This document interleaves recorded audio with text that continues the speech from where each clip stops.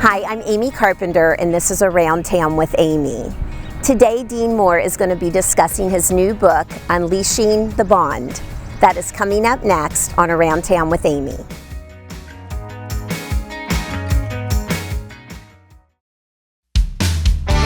Sure Shot Directional Boring is proud to support Around Town with Amy. We are the region's trusted directional boring and hydro excavation service experts. With more than 20 years' experience, Sure Shot Directional Boring ensures projects will be handled skillfully, safely, on time, and within budget. Contact us today at 740-689-1221 or online at sureshotboring.com.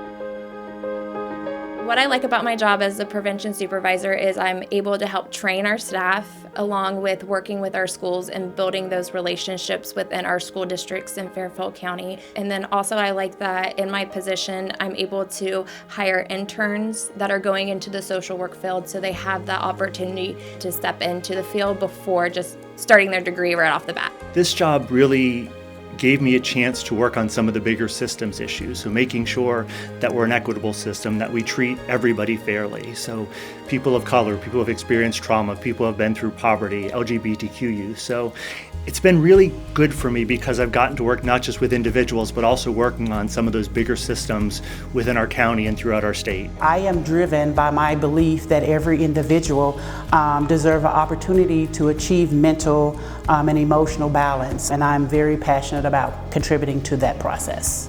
I like the people that I work with and that I meet every day. I often feel that I am meeting these really driven people who want to make a difference in their community, and it's very inspiring to me.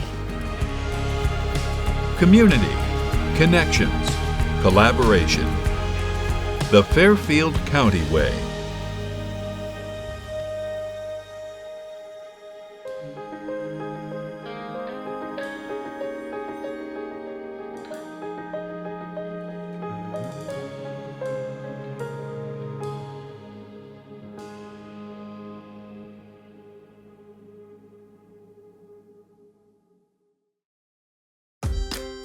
If your child is struggling in school, Dr. Amy's tutoring service is your trusted tutor in the Lancaster area.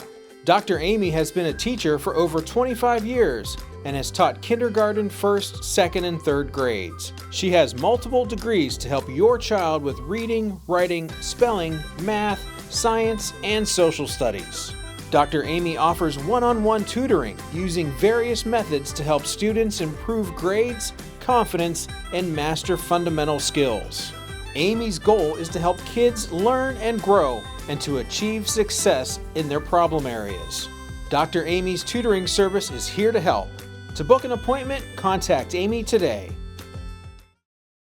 Hank's Pet Sitting Service is your trusted pet service in the Lancaster area. Pet owners can rest assured knowing that Hank's Pet Sitting Service will treat your fur babies like one of their own. We specialize in a home away from home atmosphere to keep your pet comfortable. From drop-in visits, dog walking, or potty breaks for your pooch, Hank's Pet Sitting Service is here to help. To book an appointment, contact Hank's Pet Sitting Service today.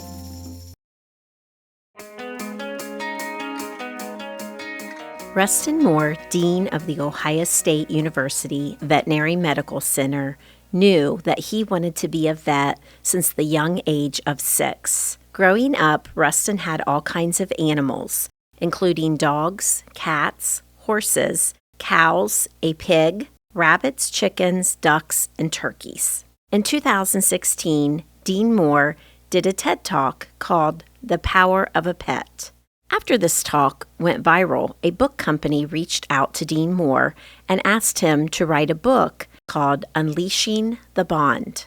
The book traces the historical roots of our relationships with animals while presenting the latest research that confirms their vital impact on human well-being. Drawing on his personal experiences over 6 decades with his own animals, his work as a veterinarian, and over 100 in-depth interviews, Dean Moore set out to celebrate the transformative power of the human-animal bond. Rustin learned many things through the process of writing his book. I learned a lot about a lot more about the topic of the human-animal bond. And I did that through a lot of research. And when I say research, I'm talking about I actually read research papers and things like that. I did not conduct my own research. But I also learned a lot, and probably some of the most compelling, passionate things was through the 100+ people that I interviewed to hear their stories about what pets meant to them, how they enhanced their life, their health, etc. I interviewed people, everything from policemen to military to people who have therapy dogs, children, elders, prisoners, farmers, and on and on and on. So it was really those things, every one of them, every story that I was told, really I felt emotion when they were telling me. I mean, really chill bumps, because they were so touching. As Dean Moore was writing his book, he found a lot of evidence about the physical, social, behavioral, emotional, mental, and psychological impacts on people. Also, many themes emerged from his research. If you look at the science or the research around the human-animal bond, there is a lot of evidence, and there's more that's coming out all the time, about the physical, social, behavioral, emotional, mental, and psychological impacts on people. So, for example, if you look at emotional or mental, it's interacting with an animal, even for a short period of time, helps children with autism, helps people with dementia or Alzheimer's, really helps people with PTSD, whether they're a military veteran that develops it because of that or because of some other traumatic incident in their life. It really does change them. It helps patients, it helps decrease frustration or anger.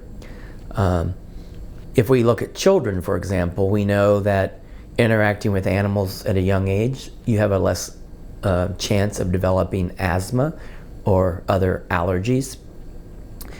It improves your reading comprehension and cognition if they read to a pet, because they don't feel judged. Whereas, when there's other people around, particularly if they're reading out loud, they might feel judged, particularly if they're shy. Physically, there are benefits by decreasing blood pressure, decreasing cholesterol, helping with weight loss, particularly with a dog if you're out and you need to exercise it. So there's so many things in it, and we're learning more and more every day about those. One thing, there was a study done that showed there was about a little over a $23 billion healthcare savings for people who have a pet versus those who do not. And that was primarily for just primary care related things. So there's also financial reasons that having a pet can be helpful. Rustin also learned the secret about how animals make us better human beings and the hormones that binds us together with animals. I think animals make us better human beings because they're non-judgmental. They provide unconditional love. Even if they were maybe not treated as well as they should be, as long as they're not abused, they love you no matter what. They don't care what kind of clothes you're wearing, what you might smell like, where you live. They just want to be with you. So I think one of the things that really happens when we interact with an animal is we have a number of hormones that are released. Oxytocin is one hormone that actually is a feel-good hormone. And we know that by interacting with a person, a dog or a cat interacting with someone, that person, their levels of oxytocin go up. They also happen to go up in the dog as well, or the pet. But also serotonin and dopamine, two other positive hormones, are also released. And cortisol, which is the stress hormone, decreases. So all of those, one of the things we know is anytime cortisol is released, that stress hormone, it delays healing because it can interfere with and contribute to inflammation.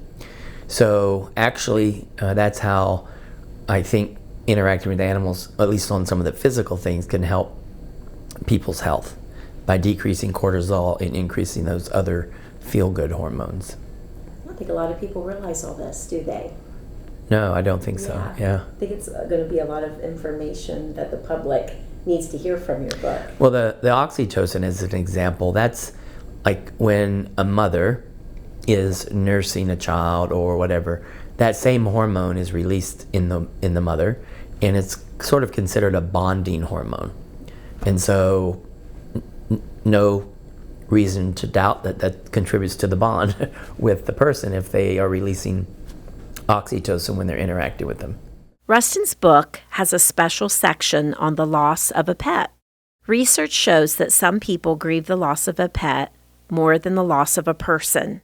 Rustin explains why he thinks this is. Many times people do take the loss of a pet harder than they do a human, even if it's a family member. And part of that, it goes back to the fact that they provide unconditional love. They don't judge. You're with them, perhaps more so than you are, particularly if you're an adult and you've now moved out from where you were living with family, etc. I think it really boils down to those things: unconditional love, non-judgment, and just being present. Dean Moore added his response to when he hears the comment, "It's just a dog." I don't like the phrase, "it's just anything." I mean, I hear people say, "I just want to be a regular veterinarian. I just want to be a general practitioner." There's nothing just about that. So to say it's just a dog or it's just a cat, to the person who has the dog or the cat, it means everything to them. And one of the things I hope in the book that the public will understand, because there is a chapter on the loss of pets, I hope it'll help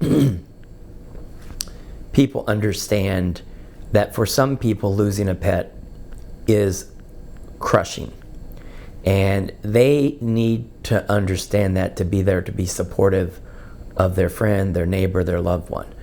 Just because the person that might not have lost the animal doesn't have that same feeling doesn't mean they don't need to know and be empathetic.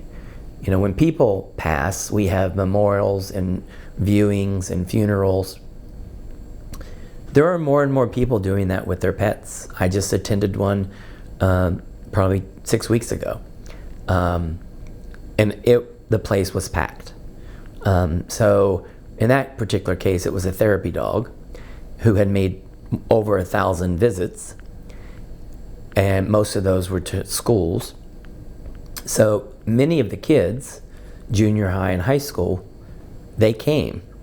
And in some ways that might have been their first experience with loss, and so learning about that and paying tribute, etc. So it's pet loss is a really deep emotional thing for those who have them.